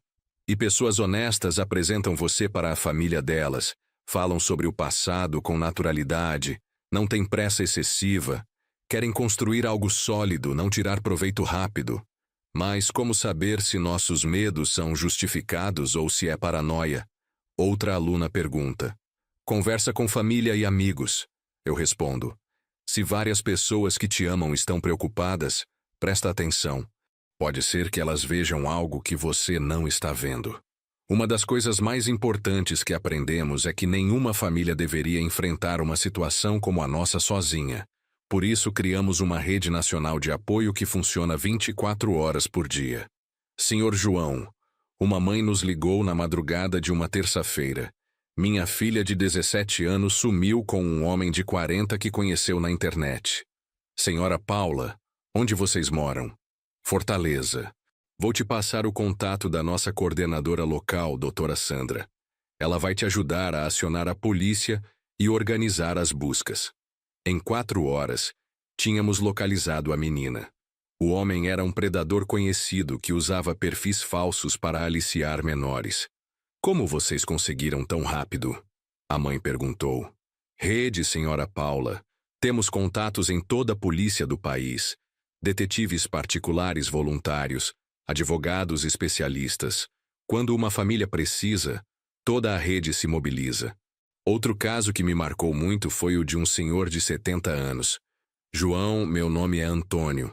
Conheci uma mulher de 50 anos num site de relacionamento. Ela está pedindo dinheiro emprestado para uma cirurgia da mãe. Quanto ela pediu?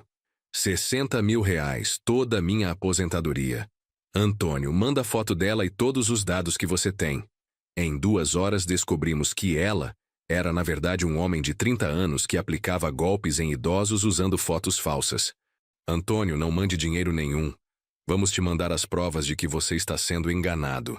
João, como posso agradecer? Antônio, conte sua experiência para outros amigos da sua idade. A melhor forma de combater esses golpes é através da informação. Hoje temos mais de 3.000 voluntários espalhados pelo Brasil.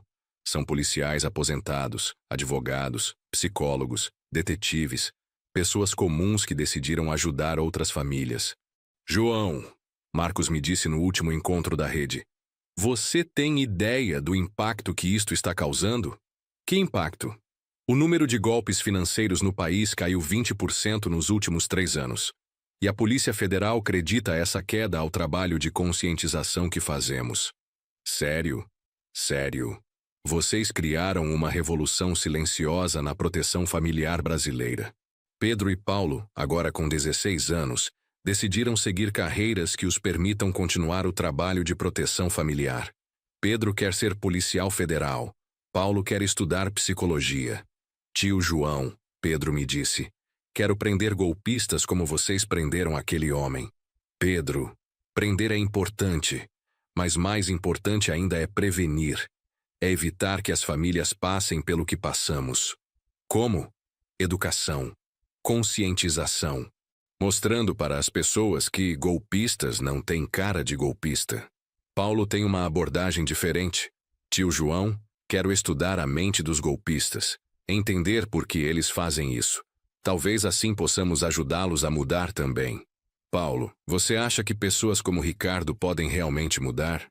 Não sei, mas acho que vale a pena tentar, principalmente porque eles normalmente também foram vítimas na infância. A sensibilidade do Paulo me impressiona. Aos 16 anos ele já entende que pessoas que fazem mal quase sempre sofreram mal também. João Neto, com 9 anos, tem uma personalidade mais parecida comigo. É direto, prático, não gosta de enrolação. Vovô, ele me disse ontem, por que vocês não prendem todos os golpistas de uma vez? Porque sempre aparecem novos, João. É como um jogo do gato e do rato. Então vocês nunca vão conseguir acabar com todos? Provavelmente não. Mas podemos tornar mais difícil para eles e mais fácil para as famílias se protegerem. Ah, entendi. É como varrer a casa. Sempre tem que varrer de novo, mas pelo menos fica limpo por um tempo. A comparação do menino é perfeita. Nosso trabalho é como varrer a casa. Nunca termina, mas é necessário. Mariana está grávida novamente. Vai ser o 9º neto. Quando ela me contou, eu brinquei.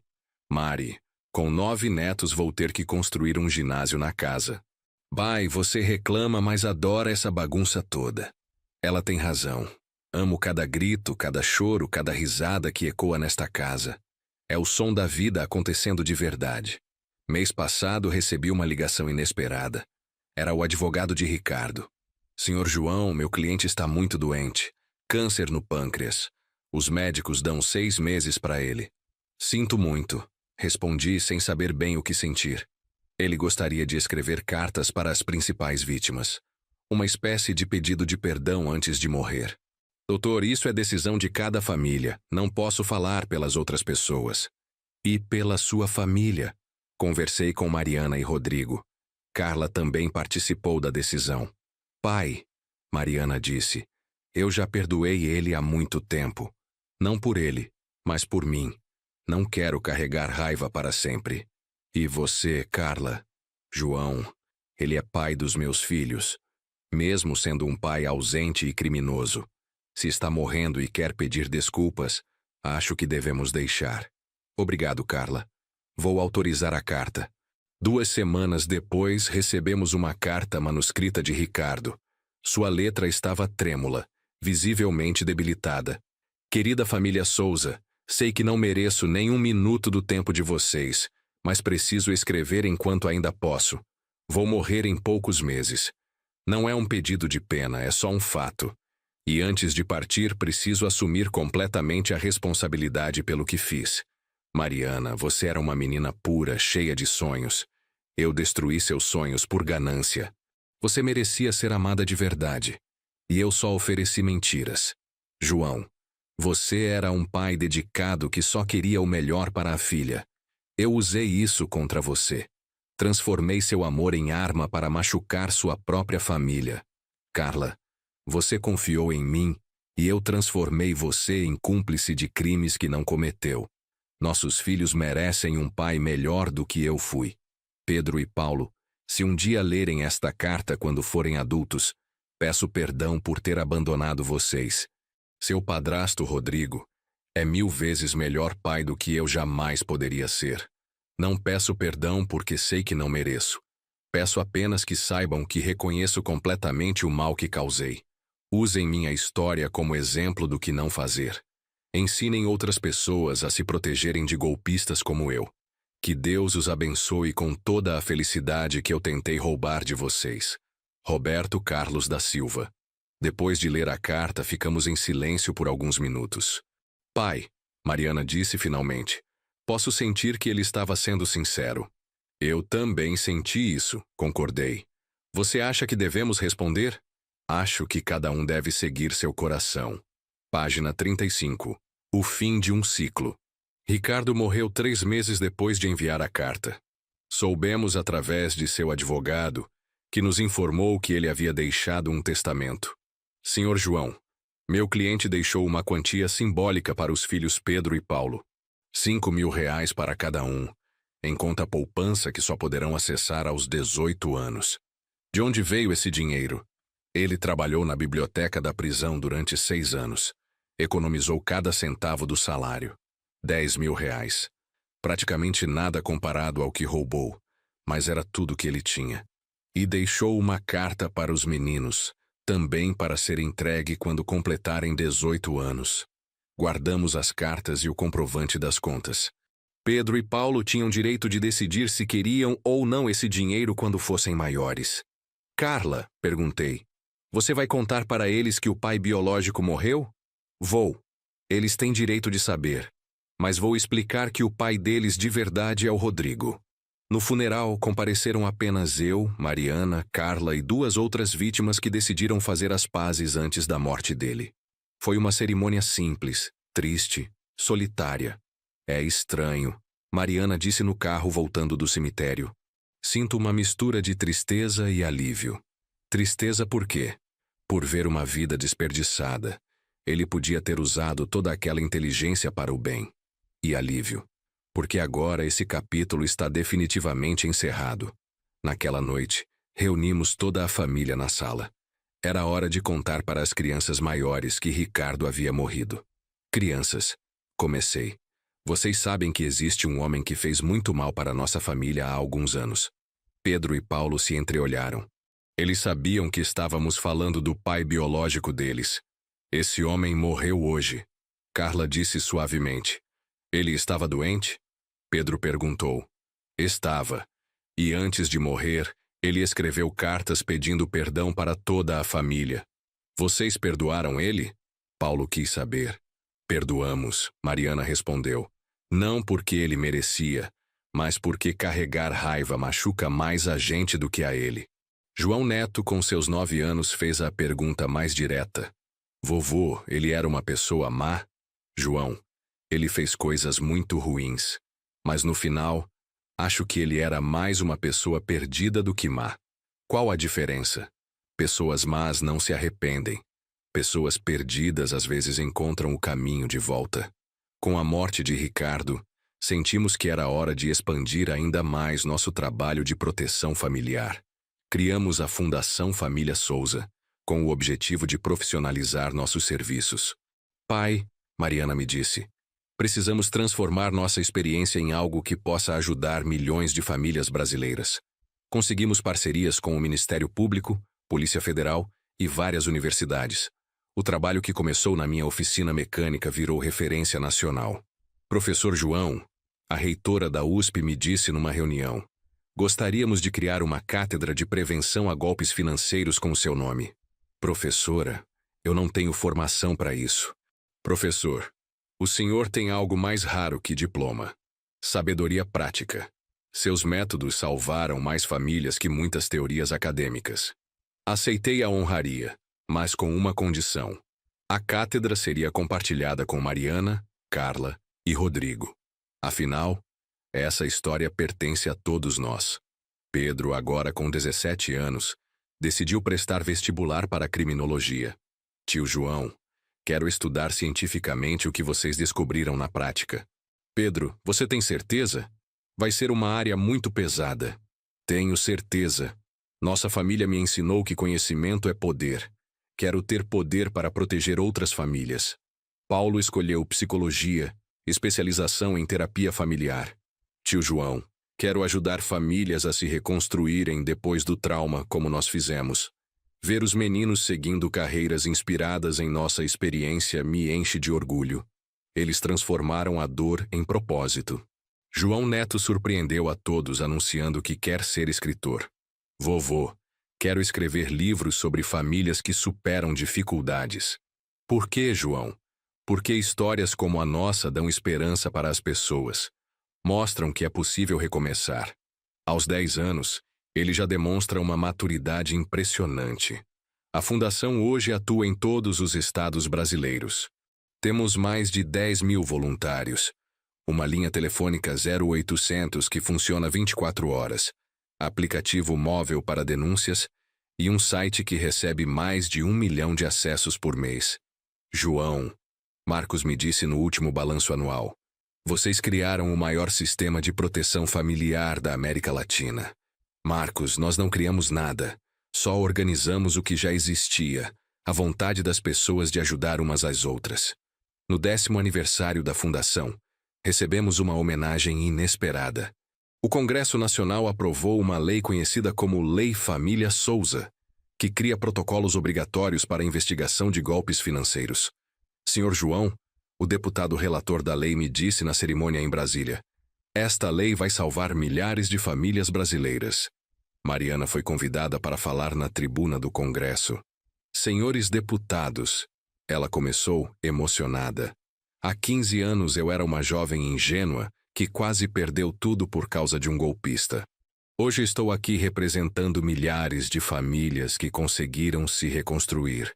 A sessão terminou com uma salva de palmas de 5 minutos.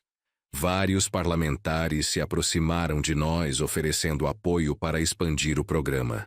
Família Souza, o presidente da Câmara nos disse, vocês são um exemplo de como a dor pode se transformar em força para o bem.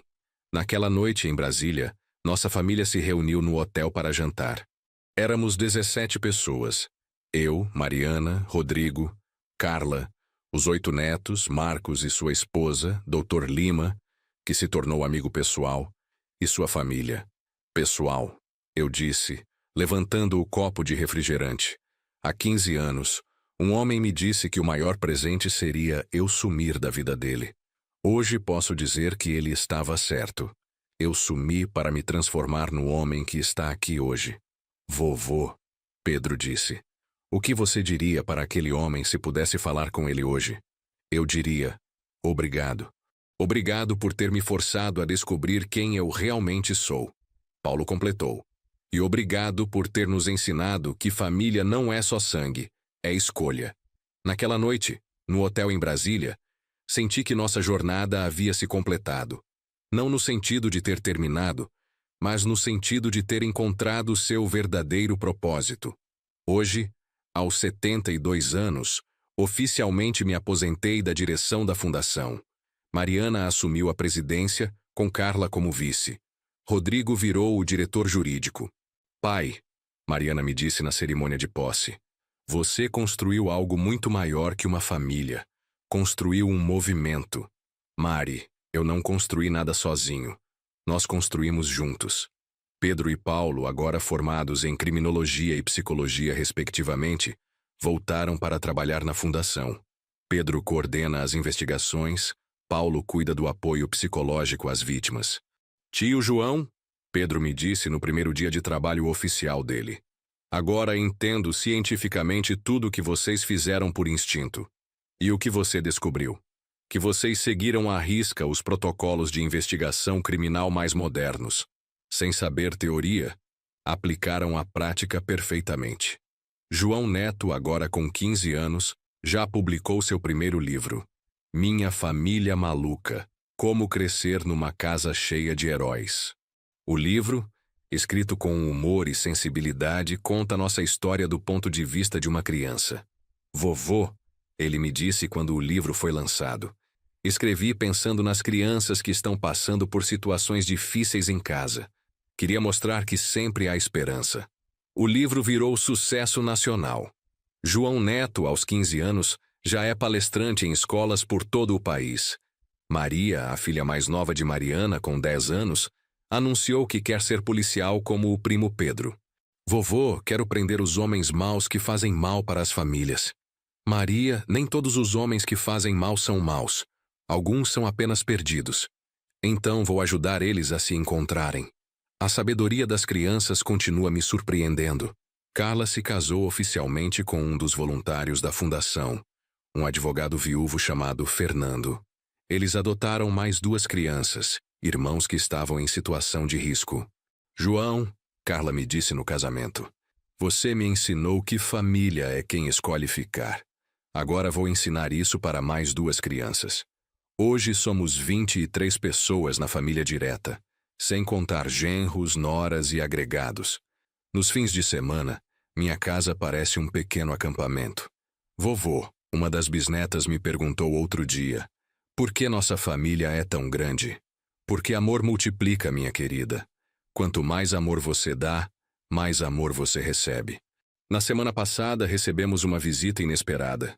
Uma jovem de 22 anos, acompanhada de uma mulher mais velha. Senhor João, a jovem disse, meu nome é Ana Paula. Esta é minha mãe, Cláudia. Em que posso ajudá-las? O senhor já nos ajudou, a mãe disse emocionada. Há 5 anos. Tentei me lembrar, mas não conseguia. Minha filha estava namorando um golpista, Cláudia explicou. Vocês nos ajudaram a desmascarar ele antes que fosse tarde demais. Agora me lembrava. Era um caso similar ao nosso. Homem mais velho, desempregado, isolando a namorada da família. Ana Paula decidiu estudar direito por causa da experiência. A mãe continuou. E agora se formou. Parabéns, eu disse. Em que vão trabalhar? Senhor João. Ana Paula sorriu. Eu gostaria de trabalhar na fundação. Quero ajudar outras famílias como vocês me ajudaram. Ana Paula. Nossa fundação sempre tem espaço para pessoas que sabem o que é ser salva. Obrigada. E tem mais uma coisa. O quê? Eu me casei mês passado, com um rapaz maravilhoso que conheci na faculdade. Gostaria que vocês fossem padrinhos. Mariana e eu nos olhamos emocionados. Ana Paula, Mariana disse, seria uma honra. Sabe por quê?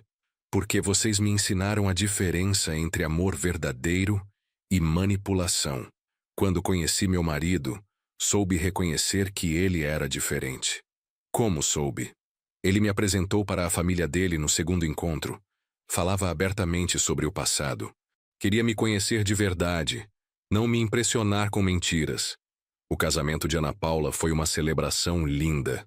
Ver uma jovem que quase foi vítima de um golpista agora feliz e realizada me encheu o coração de alegria. João, Mariana me disse na festa, você percebe quantas vidas mudaram por causa da nossa história? Mari, não foi nossa história que mudou vidas. Foi nossa reação à história que fez a diferença. Como assim? Nós podíamos ter nos fechado, guardado rancor, desistido de acreditar nas pessoas. Escolhemos fazer o contrário. Escolhemos transformar dor em propósito. Exato. Hoje, enquanto escrevo essas últimas páginas, estou cercado pelos meus 12 netos e bisnetos. Sim, 12. Mariana teve mais 2 filhos.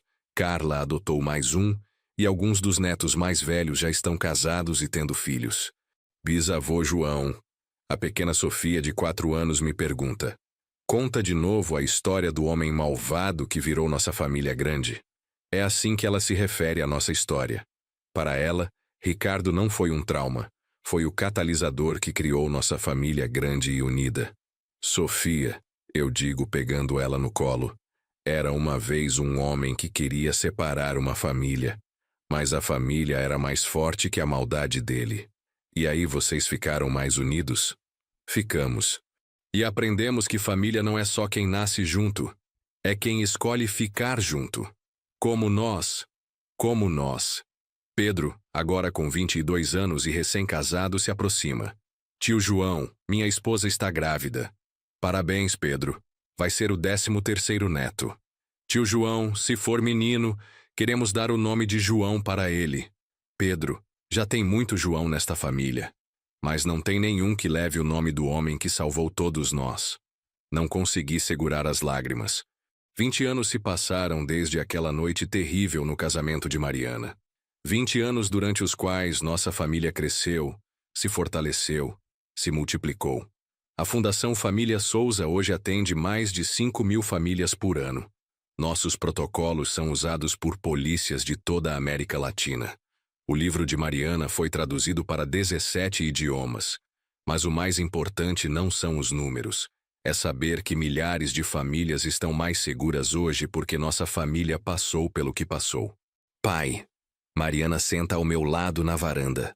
O que você acha que o Ricardo pensaria se visse nossa família hoje? Mari, acho que ele ficaria impressionado.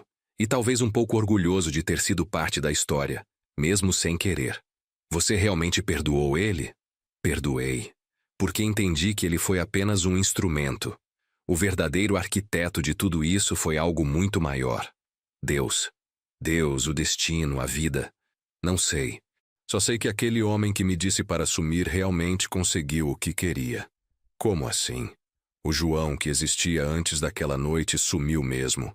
No lugar dele nasceu este João que está aqui.